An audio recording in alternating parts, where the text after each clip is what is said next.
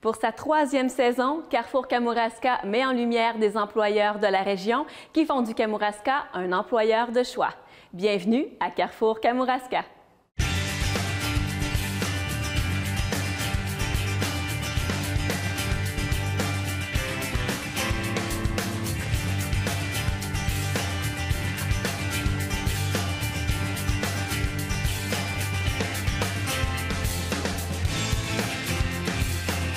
Aujourd'hui, à l'émission, il sera entre autres question de l'entreprise InnovaWeld. Et pour en savoir un petit peu plus sur cette entreprise basée dans le parc de l'innovation à la Pocatière, je reçois M. Jean-Denis Dubé, vice-président aux opérations. M. Dubé, bonjour. Bonjour. M. Dubé, l'entreprise InnovaWeld, c'est une jeune entreprise. Elle va avoir bientôt 10 ans, si je ne me trompe pas. C'est ça. D'où c'est parti, cette entreprise, cette idée de fonder une entreprise telle qu'InnovaWeld? Écoute, je suis originaire de la région, que ce soit Kamouraska ou Lillet, de Saint-Jean-Port-Joli. Je voulais revenir en région et je me cherchais, c'est-à-dire avec Bruno et Michel, on cherchait une façon innovante de créer une entreprise parce que c'est le fun d'avoir une idée, c'est le fun de penser à l'entreprise, mais comme on est situé loin des grands centres, ce qui est nécessaire, c'est d'être innovant, de chercher des nouvelles technologies. Et à l'époque, je me souviens que technologie, maintenant ça s'appelle Novica, mais ça s'appelait le CSTPQ à l'époque, travaillait entre autres sur des nouvelles technologies de soudage laser. Fait qu'on s'est posé des questions, qu'est-ce qu'on peut faire avec une technologie comme celle-là? On a cherché, puis j'ai un copain qui travaille dans le domaine acéricole, puis il dit Jean-Denis, pourquoi tu n'essaierais pas de souder des barils en inox? Je dis, des barils en inox? L'idée paraît saugrenue au départ, oui, mais... c'est ça.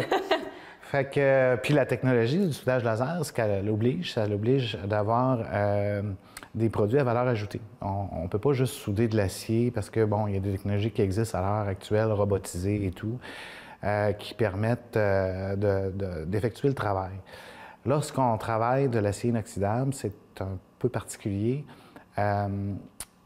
Ça demande, surtout dans le domaine alimentaire, ça demande une soudure de précision. Il faut que la soudure soit faite avec une technologie, c'est un peu technique, là, mais au TIG. Quand on soude l'acier inoxydable, il y a autant de temps de nettoyage de la soudure parce qu'il y a une zone affectée thermiquement. Oui. Il y a autant de temps de nettoyage que de temps de soudure. OK. Alors, la technologie, ce qu'elle nous permettait, ça nous permettait de ne pas avoir beaucoup de temps de nettoyage, puis ça nous permettait d'aller extrêmement vite. Si on compare, juste pour faire une comparaison, la technologie au TIG robotisée, dernière technologie, c'est environ 18 pouces minutes à peu près qu'on est capable d'atteindre. Alors qu'au laser, on est capable de faire 144 pouces minutes. Ça se compare pas. Donc, on venait de diminuer par 5, si tu veux, et le temps de nettoyage et le temps de soudage. Et est-ce que ça augmente la qualité du produit également? Excellente qualité de soudure. Aucun apport de matériel, très, très fine couche et au niveau des tests mécaniques, c'est comme si les deux matériaux auraient été carrément mariés ensemble depuis le début. Et quand les gens ont découvert cette technologie-là, ou bien, du moins ce que vous faites avec, donc vous faites notamment des barils en acier inoxydable, donc vous faites notamment la soudure, bien ça a été, si je ne me trompe pas, vraiment un grand succès, là. Vous avez dépassé certainement vos attentes de départ. Effectivement. En fait, dans le domaine acéricole, il y avait, à l'époque, il y avait à peu près environ 350 000 barils à renouveler. OK. Donc, le moment était bon. J'allais dire le timing, mais le timing était bon, si on veut. Il y avait tous ces barils-là à changer sur le marché. Mais au départ, nous, les barils étaient juste une façon de payer les frais fixes, si tu veux. D'accord. Puis on misait beaucoup sur la sous-traitance pour faire connaître cette technologie-là. Malheureusement, à force de travailler dans les premières années, on s'est rendu compte qu'au niveau de la sous-traitance, comme on était le seul au Québec qui faisait de la sous-traitance en haute puissance, et il y en a 2 au Canada présentement qui en font 2 pour l'automobile, puis nous qui font des produits spéciaux, bien, à chaque fois qu'on trouvait des sous-traitants qui auraient eu un intérêt, on se faisait dire, là, le danger, c'est que si on vous donne les produits à vous, malgré que vous avez un bon prix, malgré que vous avez une belle technologie, si demain matin, il vous arrive quelque chose, Oui, on est comme mal pris. On est comme mal pris. Puis les seuls endroits où ils pouvaient trouver ce type de technologie-là étaient souvent aux États-Unis ou en Europe. Alors, on s'est relevé puis on a dit, oui, c'est le fun, les barils acéricoles, mais on peut-tu faire autre chose? Fait on a travaillé, puis on s'est rendu compte qu'il y avait un marché dans le vinicole, il y avait un marché dans le brassicole, il y avait un marché dans l'industriel. Et dernièrement, on a même fait des barils qu'on appelle IP2 pour le domaine nucléaire. Ah, c'est pas rien. Ouais. Donc, est-ce que c'est nouveau au niveau du domaine nucléaire également? Pour nous, c'est nouveau, oui. On a présentement un baril qui est accrédité. Donc, la centrale Gentilly 2 présentement est en démantèlement. Donc, on récupère les eaux lourdes qu'on va mettre à l'intérieur de nos barils pour ensuite les entreposer au Canada. Et il y a quelques années, vous avez remporté le prix réussite du gala Ose entreprendre. Donc, c'était quand même justement une belle réussite pour vous, n'est-ce pas? Est-ce que c'était attendu comme succès? Ou... Bien, on le souhaite, mais ce qu'on souhaite le plus, c'est que ça fonctionne. Ouais. C'est sûr que lorsqu'on a cette reconnaissance-là, ça nous fait extrêmement plaisir, puis surtout plaisir à nos employés, parce que on a beau à construire des murs, un toit, sans la part des employés qu'on a, on ne serait pas où on est aujourd'hui. Eh bien, justement, de quel type de métier vous avez besoin dans votre entreprise? Bien, on a... Nous, les propriétaires, on a 3 ingénieurs en partant. Ça nous permet d'avoir les connaissances nécessaires, souvent pour les accréditations, etc. Vous êtes une denrée rare. Les ingénieurs mécaniques, je pense que... Bien, on est 2 ingénieurs mécaniques chez nous qui sont propriétaires, puis un ingénieur industriel. Donc, on se complète relativement bien. On a des techniciens en robotique industrielle. On a un technicien en robotique industrielle. On a aussi un technicien en génie mécanique. On a des gens qui ont des formations professionnelles pour l'entretien. Donc, je ne me souviens plus exactement le titre, là, mais c'est des électromécaniciens. Ah oui, oui. On a des soudeurs hommes-femmes. C'est important de le mentionner quand même. Oui, oui, je suis tellement fier. On a présentement déjà deux femmes qui sont à l'emploi chez nous qui soudent. Ce qu'il faut comprendre, c'est que souvent, cette soudure-là, c'est une soudure de réparation, si on veut. C'est que lorsqu'on soude, il peut y avoir quelques petits défauts, on vient corriger. Et ça demande un doigté parfait. Alors, on a avec ces femmes-là qui se sont joints à nous d'excellentes qualités. Ça ne veut pas dire que les hommes ne sont pas bien. On comprend la nuance. Mais ça met... moi, je trouve que c'est des métiers non traditionnels, donc ça permet d'avoir une belle ambiance de travail. Et justement, quelle qualité ça prend pour travailler chez Technologie Novaweld? Ça prend des gens qui je te dirais, qui aiment travailler avec l'informatique, parce que on travaille, la majorité de nos postes sont informatisés. On travaille surtout, la soudure, c'est fait, bien entendu, à l'aide de robots. Mais ça prend des gens qui n'ont pas peur nécessairement de travailler avec l'informatique. Parce que c'est intéressant l'aspect que vous apportez, parce que quand on pense à soudure, on pense à quelqu'un qui manie justement, comme vous disiez tout à l'heure, un appareil. Là, un appareil de soudure, oui. Ouais. Voilà. Mais là, vous dites qu'il faut vraiment être habitué de travailler avec l'informatique. C'est ça, parce qu'à chaque poste de travail, au niveau de la robotisation, on travaille avec des écrans tactiles, on choisit les programmes, les démarrages, les ajustements, etc. Ça se fait à l'aide de l'informatique. Et on travaille présentement à passer à l'ère 4.0, bien qu'on en a fait un peu. Dans pas grand temps, le papier, on travaille avec des tablettes bientôt. Oui. Donc, les jeunes se sentent super à l'aise, sont bons pour texter. Donc, ils sont même meilleurs que moi, des fois. Et puis, quels sont les types de métiers que vous êtes en recherche? Est-ce qu'il y en a présentement dans votre... Présentement, je te dirais, on a toute la main-d'œuvre nécessaire, mais la plupart du temps, une personne ayant un diplôme de secondaire 5 suffit, parce que c'est des opérateurs qu'on a besoin, sauf pour les postes mentionnés auparavant, qui sont des postes qui sont un peu plus, je dirais, de niveau collégial. Si c'est le technicien en génie mécanique ou sinon exactement. Professionnel pour l'électromécanicien? Tout à fait, tout à fait. OK. Et puis, avec le temps, là, j'imagine qu'il y a des périodes plus achalandées quand on parle de barils acéricoles. On est pas mal dans le temps achalandé. Oui, effectivement, là, on est au mois de mars, bientôt le mois d'avril. Il y a une période au niveau acéricole qui est très intense. On parle de, je dirais, novembre, fin octobre, novembre, à aller jusqu'au moment où la saison acéricole se finit, et ça, dans toutes les régions. Cette période-là est très intense. On travaille 24 heures sur 24, 7 jours semaine. Donc, c'est assez épuisant. Mais pas juste pour un employé. Non, on s'entend. Par contre, là où je veux vous amener, c'est que vous avez été quand même assez imaginatif dans l'aspect de rétention de vos employés. Donc, c'est pour ça qu'on a parlé de ce temps un peu achalandé-là. Dites-nous un peu, qu'est-ce que vous faites pour justement garder le plus possible vos employés à votre... chez vous? C'est une discussion qu'on a eue avec les employés parce qu'on essaie toujours de travailler avec eux. Puis on disait, écoute, on aurait besoin de plus d'heures dans notre période de grande demande. Puis les employés disaient toujours, bien, si on fait de l'over, ce qui est plate, c'est que il nous en reste pas plus sur notre paie, etc. Je dis, bon, OK, qu'est-ce qu'on pourrait faire pour que vous puissiez faire ces heures-là, puis en même temps, d'avoir le plus haut taux de rétention, parce qu'il y a une période qui est un petit peu plus lente, je dirais mai, juin, avant que la période vinicole commence.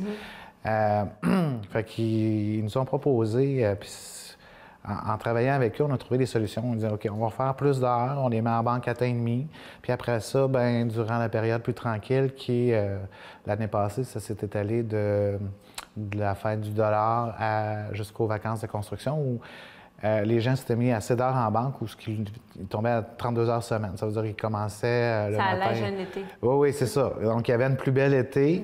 Et moi, en réduisant le nombre d'heures de même, ça me permettait de garder beaucoup plus d'employés puis éviter la réembauche au mois de août, septembre, comme à chaque année. Effectivement, c'est une forme d'innovation quand même. Oui, c'est une forme. Sur le coup, je sais maintenant que c'est légal, mais au départ, je disais, je ne sais pas, il me semble qu'on n'a pas le droit de mettre en banque tant d'heures, etc. Puis après vérification avec les normes, il n'y avait aucun problème. Bien, pour des ingénieurs comme vous qui avez démarré cette entreprise-là, est-ce que c'est un défi d'être toujours dans l'innovation ou c'est un élément de motivation. Ouais, c'est ça. C'est un élément de motivation. Puis ça l'est aussi pour nos employés parce qu'à chaque fois qu'on le dit, on est en train de regarder pour entrer une nouvelle machine. C'est ce qu'on est en train de faire présentement. Il y a toujours la période où ils se posent des questions sur leur propre emploi. Puis là, on lui dit, ben non, à regarder d'année en année, l'automatisation, ce que ça allait créer, ça n'allait pas diminuer le nombre d'emplois, ça en a créé. Parce qu'on devient plus efficace, on a une capacité de livrer plus rapide, etc. Puis c'est un élément autant motivateur que pour les propriétaires que pour les employés. Bien là-dessus, M. Jean-Denis Dubé, je vous remercie de votre présence ici aujourd'hui et on vous souhaite encore beaucoup de succès chez Technologies NovaWell. Bien, merci beaucoup. Ça me fait plaisir.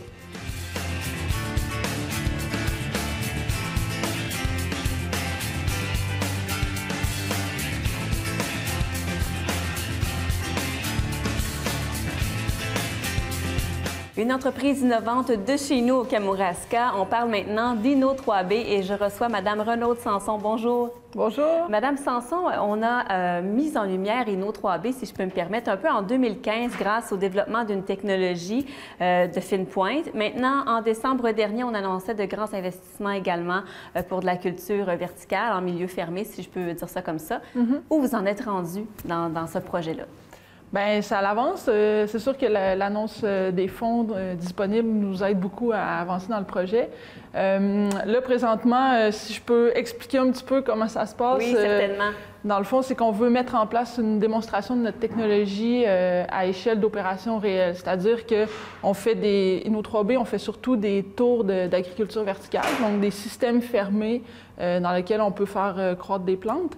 Puis, dans un contexte mettons, de grande culture ou de clients potentiels qui voudraient vraiment acheter cette technologie-là puis la déployer, bien, on doit montrer qu'on peut automatiser les systèmes du début à la fin. Donc, les systèmes qui vont être installés dans notre centre de démonstration à l'église de Saint-Pacôme vont inclure aussi tous les procédés en amont puis en aval, donc des semis à la récolte avec des systèmes de convoyeurs et tout ça. Donc, démontrer que la technologie fonctionne de A à Z, de la fabrication à la production. Oui, c'est ça. Puis aussi faire une démonstration que ça permet d'éviter la production de gaz à effet de serre en temps réel. Là, parce que dans le fond, l'intérêt de notre technologie, c'est de produire localement ce qu'on importe normalement en hiver, par exemple, dans notre contexte au Québec. Donc, c'est de faire la démonstration physique avec de la prise de données que, pour de vrai, ben ça fonctionne puis qu'on est capable Oui, c'est vraiment l'idée de départ, ça aussi. Donc, c'est vraiment important pour vous, tout ce qui est contribution de diminution de gaz à effet de serre? Oui, tout à fait. C'est ça. C'est vraiment la mission de l'entreprise. On veut offrir une solution réelle à des enjeux qui sont planétaires, environnementaux et tout ça. Donc, on pense qu'en produisant des légumes à l'année dans des environnements qui sont fermés, qui sont contrôlés, en réduisant l'apport, on n'a pas besoin de pesticides ou de choses comme ça parce que notre environnement est contrôlé. Donc, ça permet vraiment d'éviter la production de gaz à effet de serre qui serait produit autrement si on importait des choses qui viennent d'ailleurs dans des conditions des fois qu'on ne contrôle pas. Effectivement. Donc, est-ce qu'on peut dire que depuis 2015, il y a quand même eu une excellente expansion d'Inno3B? Là? Oui, on était en 2015, il y était 3 actionnaires. Moi, j'en fais pas partie, mais ils étaient 3 actionnaires. On est rendu une vingtaine d'employés, puis on prévoit embaucher beaucoup dans les prochaines années aussi. Même dans l'année qui s'en vient, on a plusieurs postes qui vont s'ouvrir.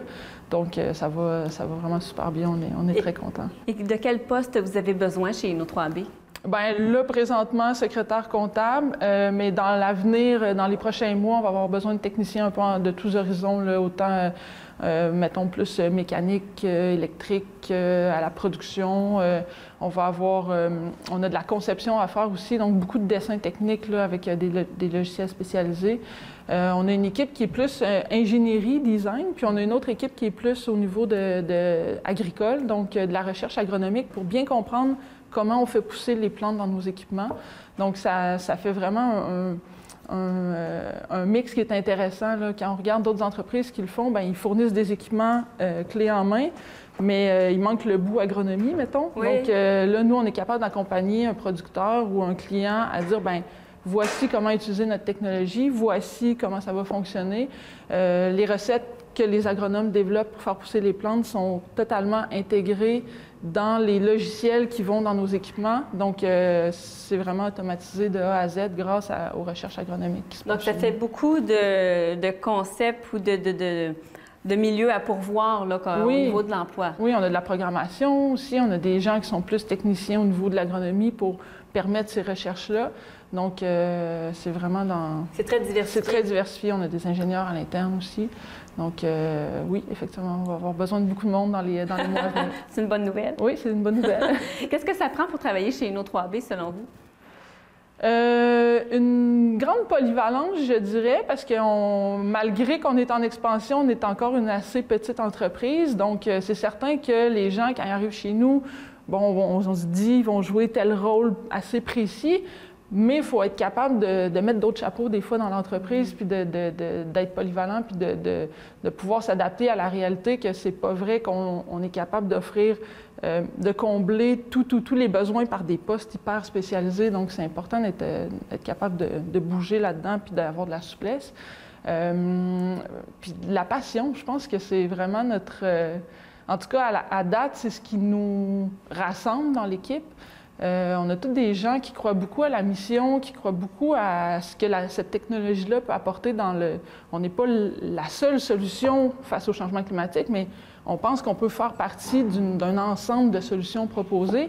Puis je pense que ça rallie l'équipe à dire, bien, je fais pas juste mon travail de 9 à 5 pour avoir une paye, je participe à quelque chose qui est comme l'ensemble de nos forces ensemble, fait que c'est plus grand que soi. Là. Et qu'est-ce qui vous a amené, qu'est-ce qui vous a intéressé justement d'aller travailler chez Inno3B? Moi, personnellement, oui. Bien, la mission, vraiment, là, c'est vraiment ça. Puis l'équipe aussi, parce que c'est une équipe qui est très, très tissée serrée. On a je pense que ça fait un peu redondant de dire que c'est comme une famille, parce qu'il y a plein de monde qui peuvent dire ça.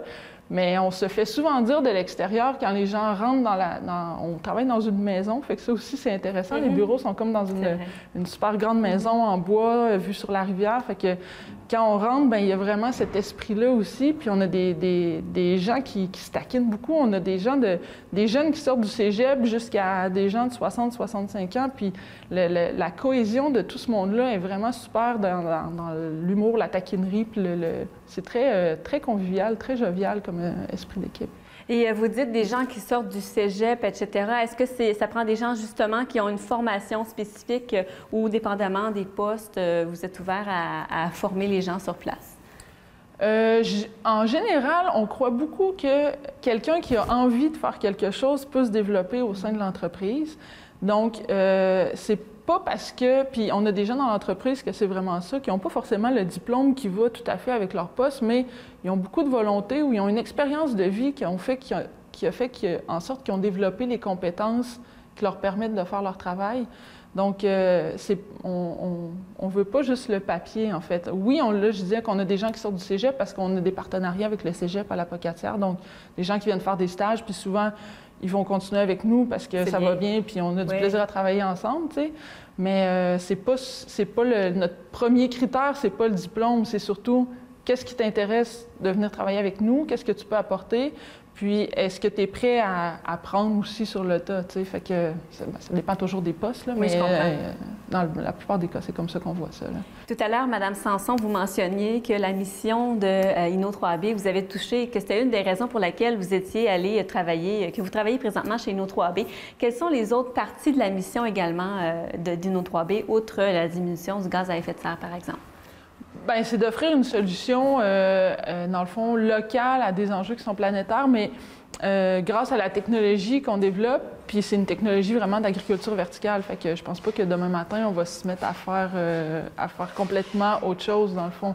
Mais ce qui est intéressant, c'est que il y a plein de façons d'alimenter le monde demain matin. Tu sais, on a plusieurs milliards de personnes à nourrir sur la planète, mais on pense que notre technologie peut s'installer dans plein d'endroits dans le monde, dans plein de climats différents. Comme ça demande très peu d'intrants, très peu de... en fait, on n'utilise pas de pesticides et on est capable, éventuellement de récupérer probablement, tu sais, d'avoir vraiment une boucle fermée où on récupère le substrat puis on le réutilise au départ, on le composte puis on le réutilise. Bien, tout ça, ça fait en sorte que c'est une solution qu'on peut déployer vraiment plus à grande échelle. Fait que ça, c'est intéressant, je pense, que de développer vraiment une technologie à la fine pointe, là, c'est un peu avant-gardiste. Moi, la première fois que je suis rentrée puis que j'ai vu les tours avec les lumières roses, j'ai dit hey, on est dans le futur, tu sais, mais non, ça se fait maintenant à Saint-Pacôme, dans un petit village, tu sais. Effectivement, c'est intéressant, comme vous dites, de voir l'évolution et l'innovation à travers le temps. Qui aurait pensé qu'une technologie comme ça, quoique très sophistiquée, mènerait justement à la culture verticale? C'est pas rien. Et là, vous parliez justement de Saint-Pacôme, donc les 3B, dans le fond, les créateurs des 3B, n'étaient pas nécessairement des personnes de la région. Est-ce que je me trompe? Non, c'est ça, effectivement. Bien, en fait, un des 3 fondateurs, Martin, il y avait une entreprise de rangement de machines verticales, dans le fond. C'est de là que c'est parti. C'est de là que c'est parti. Oui, tout à fait, c'est ça. Il faisait déjà des équipements verticaux, mais pour du rangement dans des grandes entreprises, là, des Bombardier ou des Pratt & Whitney, dans lesquels on pouvait mettre des pièces dans des tiroirs superposés. Donc, il y avait déjà cette technologie-là qui existait, qui avait développé à Montréal. Puis, à un moment donné, il y a eu l'idée où on lui a proposé « Mais pourquoi tu ne fais pas pousser des plantes dans tes machines? » T'sais? Fait que là, il a trouvé ça comme super intéressant, puis il s'est mis à travailler là-dessus, puis il a décidé de venir s'implanter à Saint-Pacôme parce qu'à Saint-Pacôme, on est tout près de l'Apocatière, qui est vraiment un centre au Québec au niveau de l'agriculture, là. Donc, avec Bioptère, avec le CDBQ, avec même au niveau de la technologie, le Cégep de l'Apocatière qui travaille avec le CCTT de Novica, dans le fond. Donc, tous ces partenariats-là sont super intéressants et super importants pour nous. Si on était à Montréal, il faudrait venir chercher cette expertise-là, envoyer des gens sur la route, venir à l'Apocatière. Donc, il y a un intérêt là, d'être tout près comme ça. Est-ce que vous diriez que ces partenariats-là ont même contribué au succès d'aujourd'hui? Tout à fait. Oui, tout à fait. On a travaillé super étroitement avec autant le Cégep que Novica que Bioptère. Donc, c'est comme... On ne serait pas rendu où on est là si on n'avait pas eu ces partenaires-là qui ont contribué à l'avancement de nos projets. Et on sait, quand on est dans l'innovation, on est toujours un pas devant les autres. Quels sont les projets futurs là, pour Inno 3B? Les projets futurs, bien, on travaille fort là, à terminer de mettre en place notre démonstration. Puis ça va être vraiment une super belle porte d'entrée pour nous, pour aller chercher des clients. On parle déjà à plein de gens qui sont à travers la planète, mais quand ils veulent voir qu'est-ce qu'on fait, bien, dans le fond, on peut leur montrer des images, des photos, des dessins. On a installé des équipements à un supermarché à Avril, mais on n'a pas d'endroit chez nous. On peut leur dire, venez voir, on va vous accueillir, on va avoir toute notre équipe en place qui va pouvoir vous expliquer toutes les facettes de notre technologie. Donc, ça va être vraiment le pas après la mise en place de la démonstration, c'est d'inviter ces gens-là à qui on parle depuis plusieurs années pour dire, bien, venez voir qu'est-ce qu'on fait, puis d'espérer de pouvoir introduire notre technologie ailleurs dans le monde. Là. Donc, il y a tout l'aspect recrutement, également client, et également, quel est l'échéancier qu'on voit là, pour votre projet de démonstration? Parce qu'il y a quand même beaucoup d'étapes à suivre. Là. Oui, bien là, aujourd'hui même, il y a quelqu'un qui est là pour faire d'excavation, donc creuser dans le sous-sol, puis à l'extérieur de l'église, solidifier. Bon, il y a une dalle de béton à couler, donc on est vraiment au tout début, là, avant d'asseoir nos équipements là-dessus. À l'automne, on devrait avoir déjà plusieurs équipements qui vont être en place. Donc, ça va être un début graduel de la production, là, automne 2019. Puis, petit à petit, on va intégrer les équipements autour. Donc, les équipements, comme je disais, à partir du semis jusqu'à la récolte, l'emballage. Fait que dans l'année de fin 2019-2020, là, dans le courant de l'année 2020, on va avoir quelque chose d'assez complet à montrer, là. Donc, c'est un projet très certainement à suivre. Oui, c'est ça. Tout à fait. Et je reviens à l'aspect de recrutement, Madame Sanson. Quelles actions sont faites justement pour recruter les personnes que vous recherchez? Bien, c'est sûr qu'on fait des offres d'emploi, bien sûr. Je dirais pas que c'est un défi, là. C'est quelque chose qu'on peut facilement faire, mais comme c'est une nouvelle entreprise, il y a tout un travail avant de publier une offre d'emploi, de définir qu'est-ce qu'on a besoin exactement. Donc, parce qu'il y a beaucoup de domaines, comme vous disiez tout à l'heure. Oui, c'est ça. On a beaucoup de domaines dans l'entreprise, puis c'est pas comme on a quelqu'un qui part, on voit là ce qu'il faisait, puis on veut le remplacer. Donc, le poste, on sait déjà exactement c'était quoi. Tout est à créer. Donc, est-ce qu'on veut quelqu'un qui fait vraiment plus de la conception ou plus du dessin ou plus, tu sais, c'est quoi la priorisation des besoins? Donc, on est en train de faire justement ce travail-là pour voir ça va être quoi notre plan d'embauche dans la prochaine année. Bien, là-dessus, on va garder un œil sur Inno 3B, certainement. Oui, parfait. Je vous remercie de votre temps ici aujourd'hui, Madame Sanson. Ça me fait plaisir. De notre côté, on se retrouve la semaine prochaine.